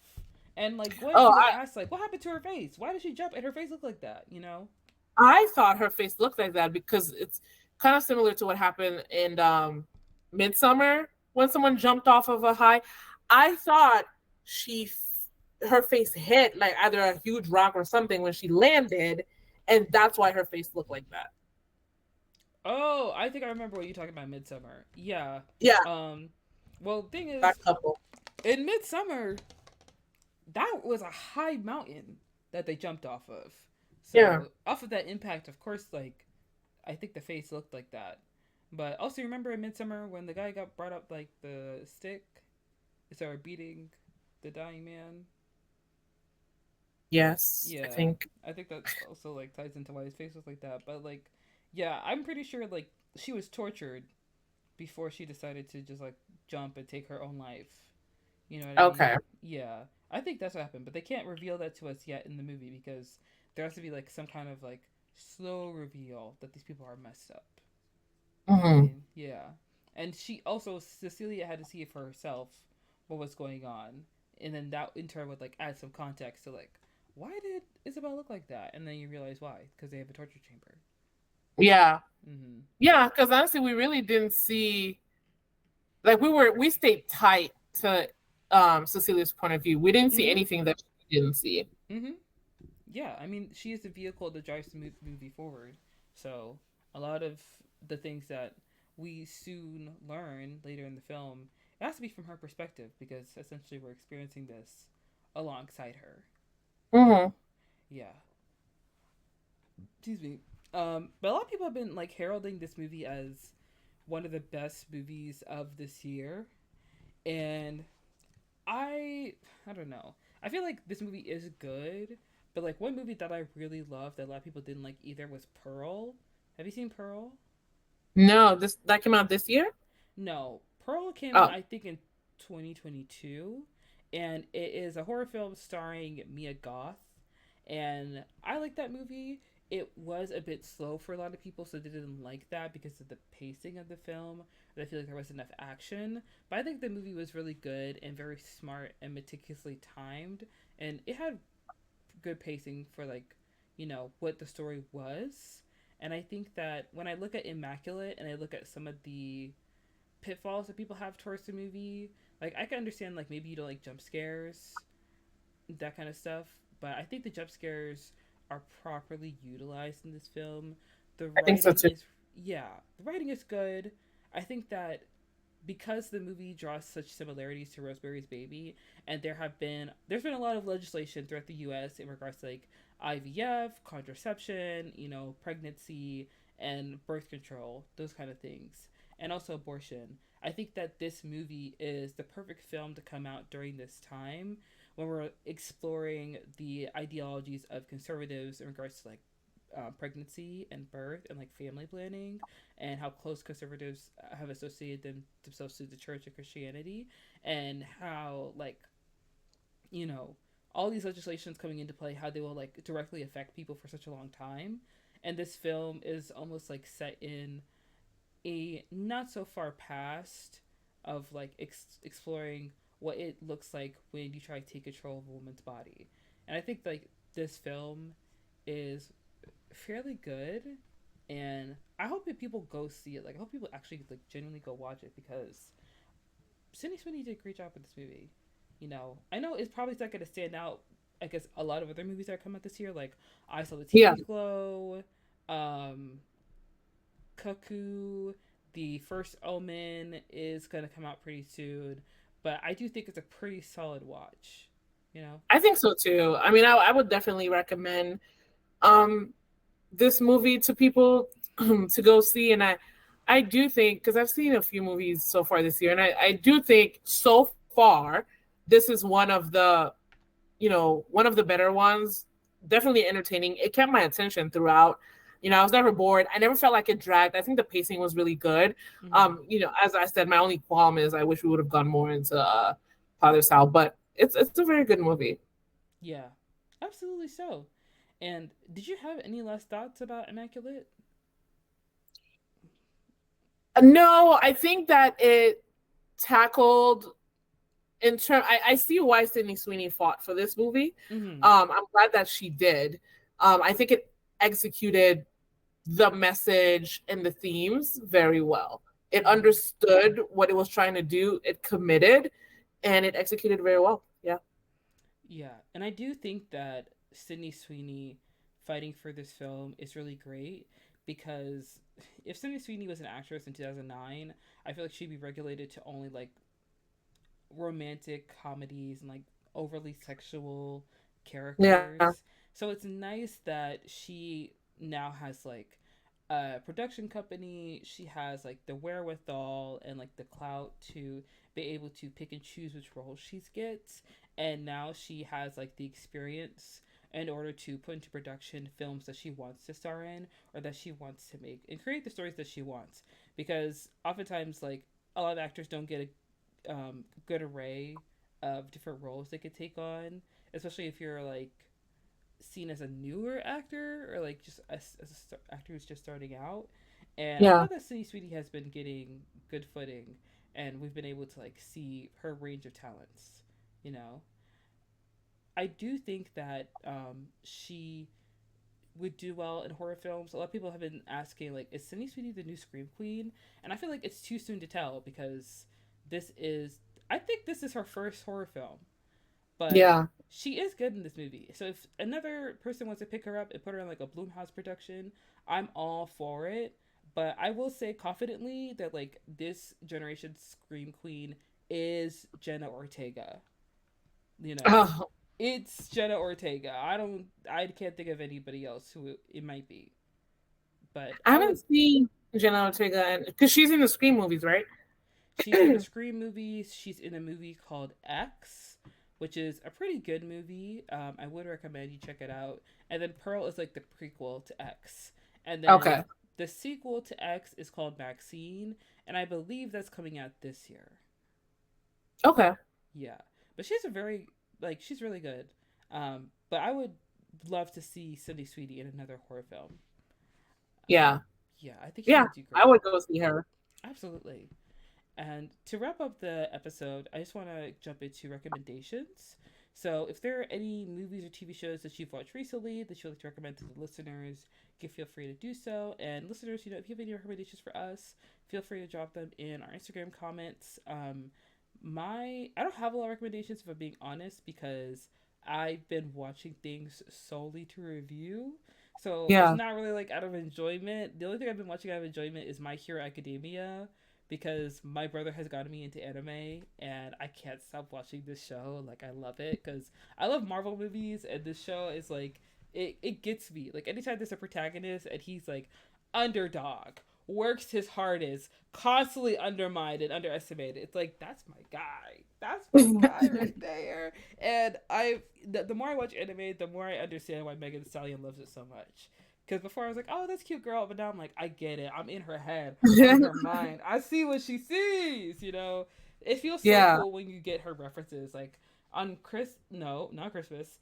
I don't remember what it was exactly, but for the Crunchyroll Anime Awards, she dressed as Gojo Satoru for Jujutsu Kaisen, and I was like, you see, I've seen that show, so I know who she's cosplaying, and I know why she is. How her brain works.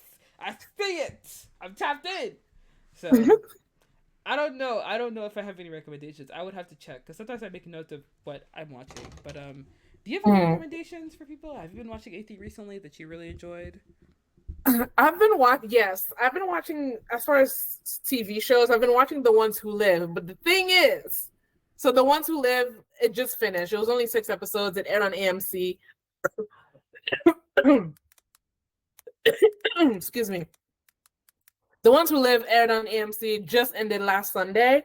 It's only 6 episodes, but it's in the Walking Dead universe. Oh, So okay.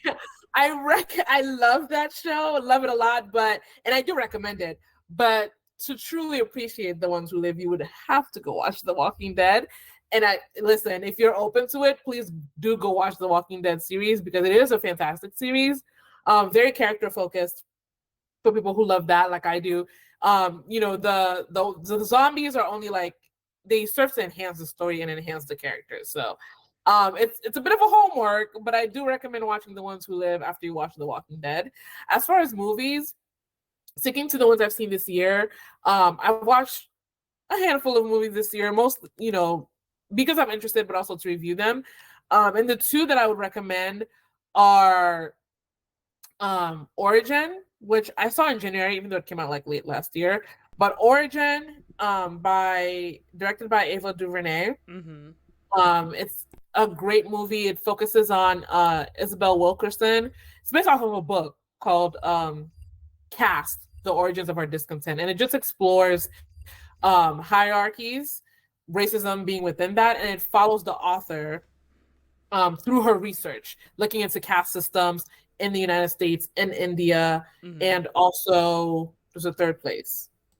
It explores the Holocaust as well, and how all of those things are bound and interconnected via caste. It's a great movie to watch, especially if you're paying attention to and care about what Israel's occupation of Palestine. It's a great emotional movie. I cried, and I tend to stay away from movies dealing with, I'll say, like slavery and racism and stuff like that. But that one, just the commercial alone, Mm-hmm. felt different to me. And it is different because it's exploring the caste system, which I personally don't typically associate with racism. but it makes total sense how they're related when you watch the movie and hear the argument. So Origin, I recommend. I also recommend American, which I also saw in January. That one is exploring. It's a comedy. It's a satire, and it's exploring the stereotypes that the publishing industry and Hollywood like to push in terms of typically promoting black stories that are stereotypical. So if it's a black story that is stereotypical, they will publish that, they will make movies about that. But the more like, you know, black stories dealing with fantasy and stuff that like they don't associate with black people, they typically will not push. And the movie is great. It's very funny, very well acted. The message is great. So I recommend those two. Technically three, but Origin, American Fiction, also The Ones Who Live / The Walking Dead. So I remember seeing Origin and I did enjoy it. If I'm being honest, I found like it was a very strong movie. I do wish this is the one pitfall that comes with like independent filmmaking. I do wish there was more like promotion and more marketing for the film. I wish that had yeah, come out like to such a limited release in yeah, December and January. And Ingenue Ellis honestly deserves. And this is like the thing that I find really annoying about like the I don't know what the word is exactly, but if you're an actor and you get nominated for an Academy Award, that is meant to catapult your career. You know what I mean? Like that's meant to like absolutely change the framework within the way your career is. And yeah, Ingenue Ellis was nominated for I think it was leading actress for her role in King Richard, which was her first Academy Award yeah, nomination, which she deserved. And yet she was in this amazing movie with Ava DuVernay, the visionary filmmaker that she is. And not many people knew that the movie was out or the movie was being made, and it wasn't easily accessible to people. And I feel like something does not feel right about that. Like Ava DuVernay, like one of the most prominent and one of the only black directors that many people know. And I feel mm-hmm. like there have been a lot of I don't know, a lot of things going on with Ava DuVernay, like from A Wrinkle of Time not doing as well as Lindsay thought it would do, and then she had a film that she was going to do with Universal with $100 million budget that got shelved indefinitely, and now with Origin coming out, it just feels like she's almost been kind of pushed to the side in terms of the Yeah, industry, and I don't want to say that. I still like admire her and I think she's amazing and I think she's so talented, but it feels so strange that she had a movie that came out that very much fits into like her filmography of the films that she yeah, makes and would obviously like she has an audience, she has a group, she has fans, she has there are people who want to see her movies, but for this film to have such a limited release, like I don't understand. I don't understand why, especially when you have like Academy Award nominated actress on your roster.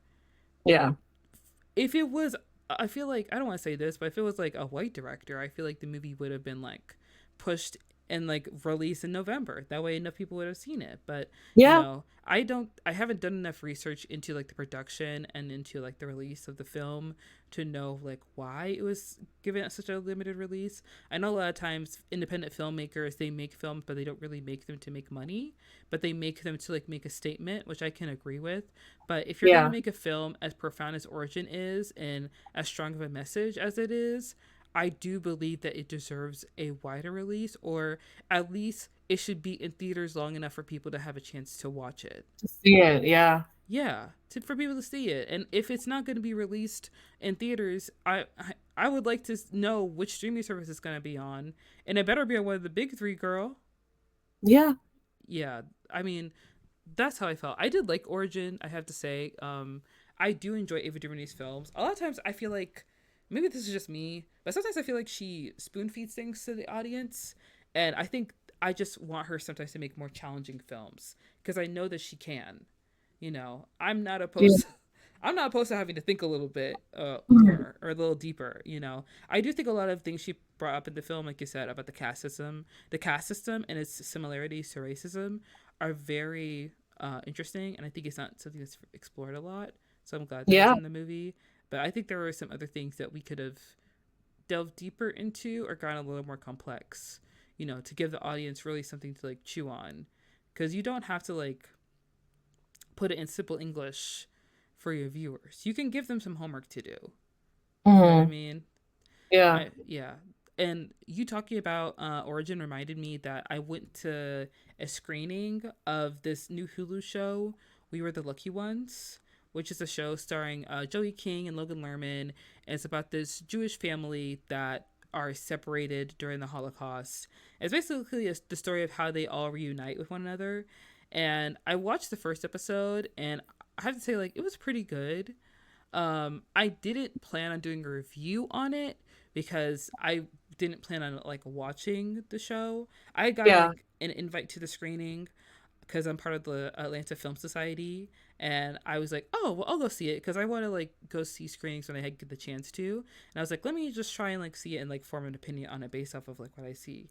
And I thought it was pretty good, but it wasn't something that like made me really want to watch it in full.